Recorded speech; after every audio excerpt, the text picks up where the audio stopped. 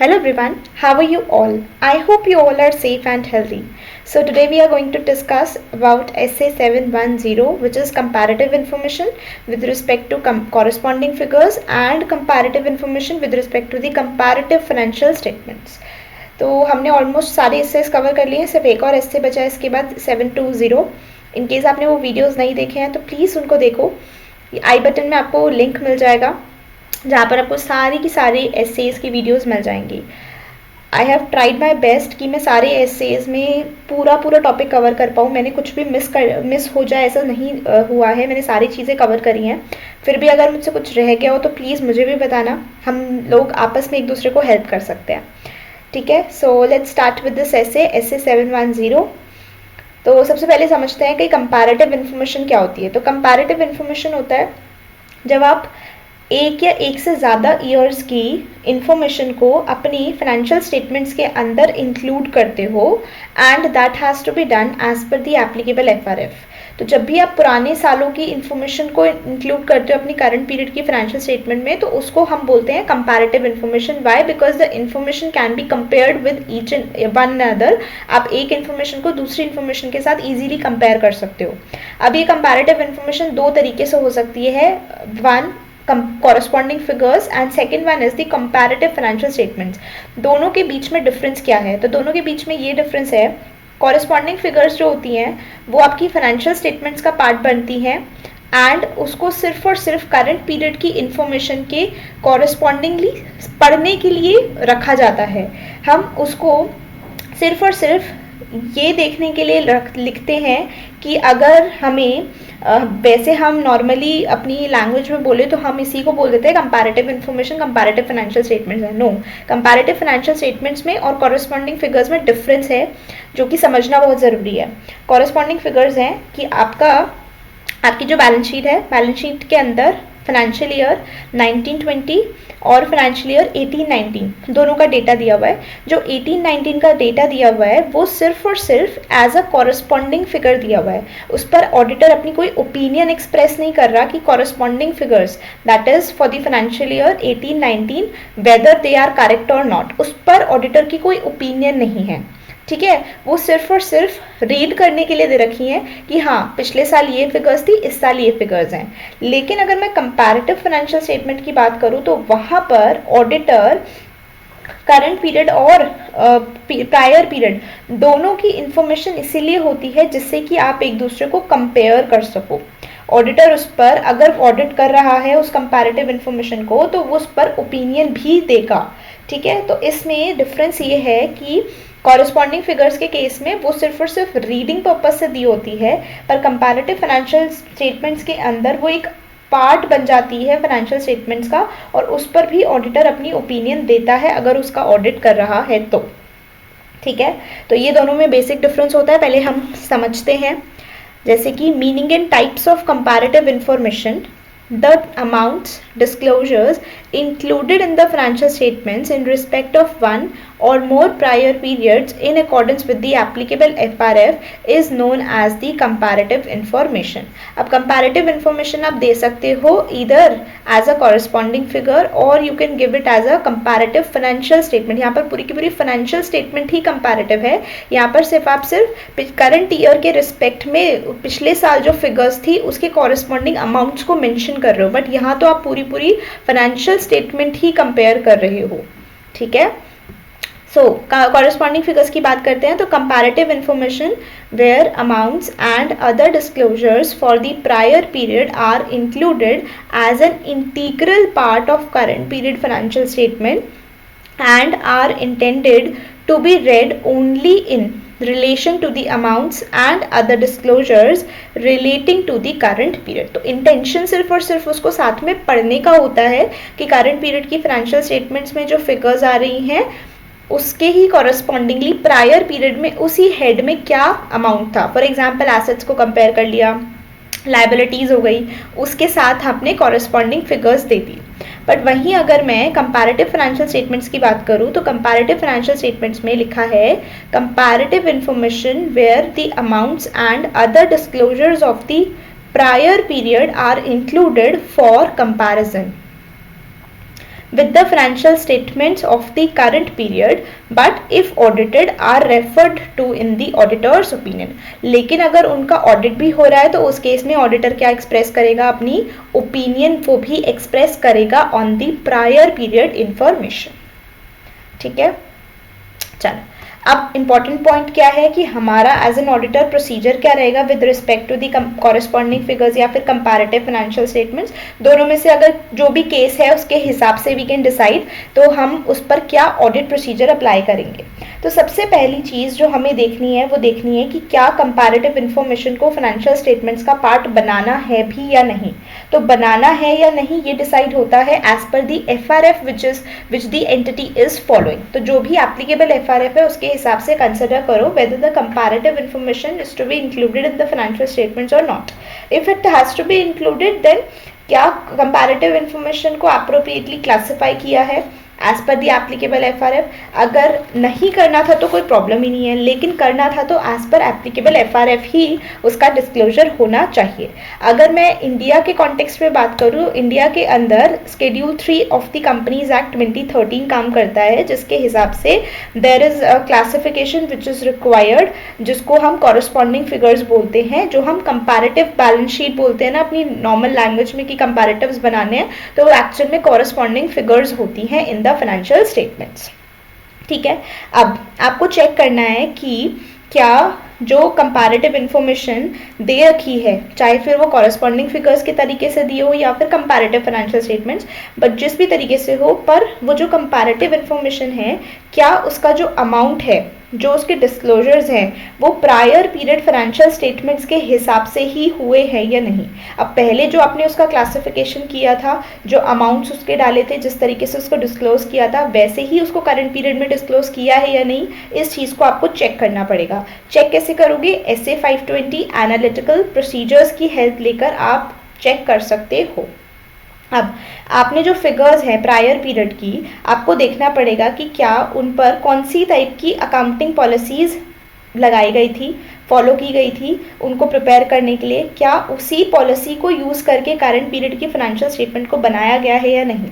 तो आपको देखना पड़ेगा whether there is some consistency in the accounting policies which is being adopted by the management for the preparation of comparative information. अगर कोई भी change होता है तो उस चेंज का जो इफ़ेक्ट आना चाहिए था उस इफ़ेक्ट को अच्छे से अकाउंट फॉर किया है या नहीं, डिस्क्लोजर्स दिए हैं या नहीं, that has to be checked. अगर कोई भी आपको डाउट है कि कंपैरेटिव इन्फॉर्मेशन में कोई मटेरियल मिस स्टेटमेंट होने के चांसेस लग रहे हैं, तो जहां आपको ऐसा लगेगा you will have to perform the additional procedures. अगर प्रायर पीरियड की फाइनेंशियल स्टेटमेंट्स आपने खुद ही ऑडिट करे थे तो इस केस में आप ऐसे 560 अप्लाई करके प्रोसीजर्स जो भी 560 में दिए हैं subsequent events if you remember, तो उसके हिसाब से we are going to apply the procedures, additional procedures. ठीक है, तो उस तरीके से वी कैन मेक श्योर कि कोई भी मटीरियल मिस स्टेटमेंट्स ना हो हमारी कंपैरेटिव इन्फॉर्मेशन के अंदर। आप मैनेजमेंट से WR ले लो इस बात का कि जो मैनेजमेंट ने पहले WRs प्रोवाइड करे थे with respect to the comparative information वो आज भी WRs एप्लीकेबल है और वो सही है। तो दोबारा से उन WRs को ऑब्टेन ना करके वो क्या कर सकता है, एक सिंगल WR ले सकता है इस बात के लिए कि जो पहले WRs प्रोवाइड करे थे उनकी वैलिडिटी आज भी वैसी की वैसी ही है। ठीक है, तो इस तरीके से क्या होगा, इस तरीके से I am going to apply the procedures. अब जब प्रोसीजर्स अप्लाई कर लूँगी तो मुझे sufficient and appropriate audit evidences मिल जाएंगे, उसके बाद मैं कंक्लूड करूँगी और रिपोर्ट करूँगी। तो कंक्लूजन और रिपोर्टिंग से रिलेटेड बातें करें तो जनरली तो हमें अपनी रिपोर्ट के अंदर कॉरेस्पॉन्डिंग फिगर्स के बारे में कुछ भी नहीं लिखना होता, कुछ भी मेंशन नहीं करना होता। लेकिन अगर आपने जो पिछले साल की आपकी वो थी प्रायर पीरियड की जो फाइनेंशियल स्टेटमेंट्स थी वो ऑडिट हुआ था और उसमें ऑडिटर ने मॉडिफाइड ओपिनियन दी थी। ठीक है, तो मॉडिफाइड ओपिनियन दी थी मतलब वहाँ पर कुछ गड़बड़ थी, तो चेक करो क्या वो मॉडिफिकेशन आज की डेट में ठीक हो चुकी है या नहीं हुई है। अगर मैटर रिजॉल्व हो चुका है तो चेक करो उसका अकाउंटिंग वगैरह सही से हो या नहीं, डिस्क्लोजर जैसे होना था वैसे हुआ है या नहीं। तो अगर वैसा हो चुका है तो कोई दिक्कत ही नहीं है, आपको करंट ईयर की रिपोर्ट में पिछले साल की इन्फॉर्मेशन से रिलेटेड कुछ लिखने की ज़रूरत नहीं है। लेकिन अगर मैटर आज भी रिजॉल्व नहीं हुआ, मॉडिफिकेशन थी और मॉडिफिकेशन का रेजोल्यूशन आज भी नहीं निकला है, उस केस में that case you are going to modify your audit report for the current year, लेकिन that will be with respect to the corresponding figures. आप मेंशन करोगे कि जो मैं मॉडिफिकेशन दे रही हूँ, I am giving this modification with respect to the corresponding figures, not with respect to the current year financial statements. ठीक है। अच्छा, ऐसा भी हो सकता है कि prior period financial statements audit हुई थी, लेकिन वहाँ पर मॉडिफिकेशन ऑफ ओपिनियन नहीं था, वहाँ पर अनमॉडिफाइड ओपिनियन दी गई थी। अब अनमॉडिफाइड दी थी मतलब क्लियर रिपोर्ट थी, पर मैं जब इस साल को ऑडिट कर रही थी तो मुझे कुछ ऐसी मटेरियल मिसेस स्टेटमेंट्स मिली जो कॉरेस्पॉन्डिंग फिगर से रिलेटेड है, मतलब प्रायर पीरियड से रिलेटेड है। तो इस केस में मैं क्या करूँगी, इस केस में मैं अपनी करंट पीरियड की ऑडिट रिपोर्ट को मॉडिफाई कर दूंगी with respect to the corresponding figures, but not with respect to the current year financial statements. Obviously क्योंकि गलती कहाँ पर मिली है, मुझे कॉरेस्पॉन्डिंग फिगर्स में मिली है। तो बेसिक जो इसकी क्रक्स लाइन है वो ये है, अगर कॉरेस्पॉन्डिंग फिगर्स में कुछ गड़बड़ मिलती है तो there is going to be a modification in the report of the auditor with respect to the corresponding figures. ठीक है, ओके। अब ऐसा भी हो सकता है कि जो प्रायर पीरियड फाइनेंशियल स्टेटमेंट्स थी या जो कॉरेस्पॉन्डिंग फिगर्स थी उसका ऑडिट हुआ ही नहीं था, पहली बार आप ऑडिट कर रहे हो, तो इस केस में आप इस मैटर को लिख दो कि ये जो पिछले साल की फिगर्स आ रही हैं दीज वर नॉट ऑडिटेड। अब ये चीज़ आप कहाँ पर डिस्क्लोज करोगे, अपनी रिपोर्ट में कहाँ दिखाओगे, तो उसका सेपरेट सेक्शन होता है अदर मैटर पैरा, जो हमने SA 706 के अंदर पढ़ा था। अदर मैटर पैरा वो मैटर्स जो आपके फाइनेंशियल स्टेटमेंट्स में डिस्क्लोज नहीं होते और वो यूज़र्स के लिए इंपॉर्टेंट होते हैं ऑडिट को, ऑडिटर्स की रिस्पॉन्सिबिलिटीज़ को समझने के लिए, ऑडिटर की रिपोर्ट को समझने के लिए। तो वहाँ पर उन केसेस में आप अदर मैटर पैरा का यूज़ करते हो। तो similarly this matter is also an matter which is to be shown in the other matter para। क्यों? क्योंकि इससे यूज़र्स को काफ़ी हेल्प होने वाली है इस चीज़ को समझने के लिए कि जो फाइनेंशियल स्टेटमेंट्स के अंदर पिछले साल की फिगर्स आ रही है दीज वर नॉट ऑडिटेड। ठीक है। नेक्स्ट, ऐसा भी हो सकता था कि प्रायर पीरियड फाइनेंशियल स्टेटमेंट्स का ऑडिट तो हुआ था, लेकिन जो ऑडिटर था वो दूसरा ऑडिटर था। तो उस केस में क्या करोगे, उस केस में आप सिर्फ डिटेल्स दे दो in the other matter para only कि ऑडिट इस बंदे ने किया था, इस फर्म ने किया था, या नेम ऑफ द ऑडिटर दे दो, जिस दिन ऑडिट रिपोर्ट इशू हुई थी, साइन हुई थी, वो डेट दे दो, और जिस तरीके की ओपिनियन प्रीडिसेसर ऑडिटर ने या प्रीवियस ऑडिटर ने दी थी वो ओपिनियन मेंशन कर दो इन योर ऑडिट रिपोर्ट। इससे भी यूजर्स को हेल्प होगा ये समझने के लिए कि करंट पीरियड का फाइनेंशियल स्टेटमेंट ये वाले ऑडिटर ने ऑडिट नहीं किया है, किसी और ने किया है, and these are the details of that particular auditor. ठीक है। तो इससे आप एक तरीके से यूजर्स को ये इन्फॉर्मेशन देना चाह रहे हो कि कुछ गड़बड़ नहीं है, बट हाँ मैंने ऑडिट नहीं किया था पिछले साल का, तो मैं उस पर कोई भी ओपिनियन एक्सप्रेस नहीं कर रही हूँ। वैसे भी मेरा काम नहीं है पिछले साल की इन्फॉर्मेशन पर ओपिनियन एक्सप्रेस करने का, unless and until there is some material misstatement और the modification was to be made but that has not been made. तो उसी केस में मैं इस वाली रिपोर्ट के अंदर कुछ अपना मॉडिफिकेशन लूँगी with respect to the corresponding figures, otherwise not. Clear है यहाँ तक? तो चलो फटाफट से फिर ये वाला कंप्लीट कर लेते हैं। ऑडिट प्रोसीजर्स पहले स्टार्ट करते हैं। मैंने आपको पूरा का पूरा एक्सप्लेन कर दिया स्टैंडर्ड की स्टैंडर्ड में क्या है। अब हम इसे नोट से कवर अप करते हैं। तो ऑडिट प्रोसीजर्स की बात करते हैं। Audit procedures with respect to the corresponding figures या फिर कंपैरेटिव फाइनेंशियल स्टेटमेंट्स भी बोल सकते हैं। तो सबसे पहले आपको क्या करना पड़ेगा, आपको डिटर्मिन करना पड़ेगा कि क्या फाइनेंशियल स्टेटमेंट्स के अंदर कंपैरेटिव इंफॉर्मेशन इंक्लूड होनी है या नहीं। अगर होनी है तो क्या कंपैरेटिव इंफॉर्मेशन को अप्रोप्रिएटली क्लासिफाई किया गया है as per the requirements of applicable FRF और नॉट। इफ नॉट तो उस केस में डेफिनेटली चेक आगे का प्रोसीजर आ जाएगा। बट यहाँ पर अगर इंक्लूड करना ही नहीं था तो कोई प्रॉब्लम ही नहीं है। इंक्लूड करना होगा तब आपको देखना पड़ेगा कि अप्रोप्रिएट क्लासिफिकेशन हुआ है या नहीं। इंडियन कॉन्टेक्स्ट में बात करें तो schedule 3 of Companies act 2013 requires the classification of comparative information as corresponding figures. तो कौन सा शेड्यूल है? शेड्यूल 3 के हिसाब से हम क्लासिफिकेशन करते हैं of what corresponding figures. Clear? तो हम जो ऑफिसर्स में अपनी रिपोर्ट्स देखते हैं, दैट फाइनेंशियल स्टेटमेंट्स देखते हैं रादर दैन दैट, तो वो होती है हमारी कॉरेस्पॉन्डिंग फिगर्स वाली financial statements, not the comparative financial statements. Clear? Next, evaluate whether the comparative information agree with the amount and disclosures of the prior period financial statement। तो क्योंकि वो same होना चाहिए, obvious सी बात है। पिछले साल का क्लोजिंग इस साल का ओपनिंग है ना, तो हमें चेक करना पड़ेगा कि जो पिछले साल फिगर्स दिखाई थी बैलेंस शीट में करंट ईयर की करके वो इस साल की प्रायर ईयर वाली इन्फॉर्मेशन है, तो वो एज इट इज सेम होनी चाहिए। तो चेक करो कि सही है या नहीं। इसके लिए आप क्या कर सकते हो, SA 520 एनालिटिकल प्रोसीजर्स को यूज कर सकते हो, अप्लाई कर सकते हो। So this is what is written over here, evaluate whether the comparative information agree with the amount and disclosures of prior period financial statements. For this purpose analytical procedures may be applied. Clear? Next, evaluate whether the accounting policies adopted in the preparation of comparative information are consistently applied in the current period financial statement. तो आपको क्या करना है, आपको evaluate करना है कि क्या जो अकाउंटिंग पॉलिसीज यूज़ करी थी, अडॉप्ट करी थी कंपैरेटिव इन्फॉर्मेशन को बनाने के लिए, क्या उसको कंसिस्टेंटली करंट पीरियड की फाइनेंशियल स्टेटमेंट्स में भी अप्लाई किया है या नहीं।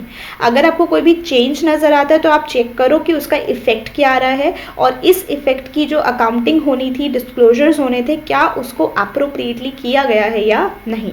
सो evaluate whether the accounting policies adopted in the preparation of comparative information are consistently applied in the current period financial statements.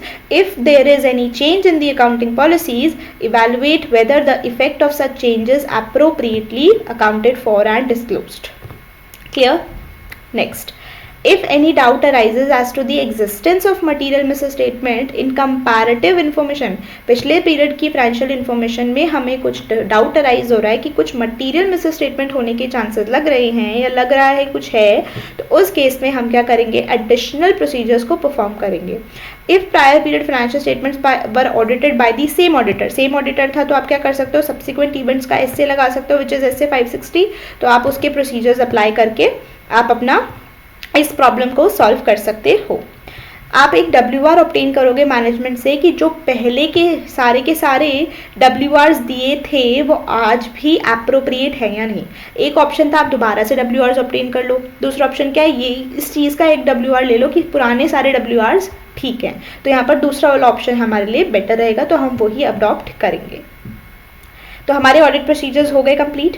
अब हम क्या करेंगे, एविडेंसेस मिले होंगे प्रोसीजर्स अप्लाई करने के बाद, इस बेसिस पर we are going to conclude and report with respect to the corresponding figures. तो यहाँ पर मेन जो मुद्दा है वो कॉरेस्पॉन्डिंग फिगर्स के ऊपर है, not on the current period information. Okay, so in general the audit report should not refer to the corresponding figures. Generally तो नहीं करना होता है, लेकिन अगर prior period financial statements का audit हुआ था and a modified opinion was issued thereon and that modification is still not resolved, तो तीन चीज़ें हो गई। पहली चीज़ कि audit हुआ था, ऑडिटर ने मॉडिफाइड ओपिनियन दी थी और वो जो मॉडिफिकेशन थी उसको अभी तक रिजॉल्व नहीं किया गया है, तो उस केस में ही ऑडिटर करंट ईयर की ऑडिट रिपोर्ट के अंदर मॉडिफिकेशन देगा with respect to the corresponding figures.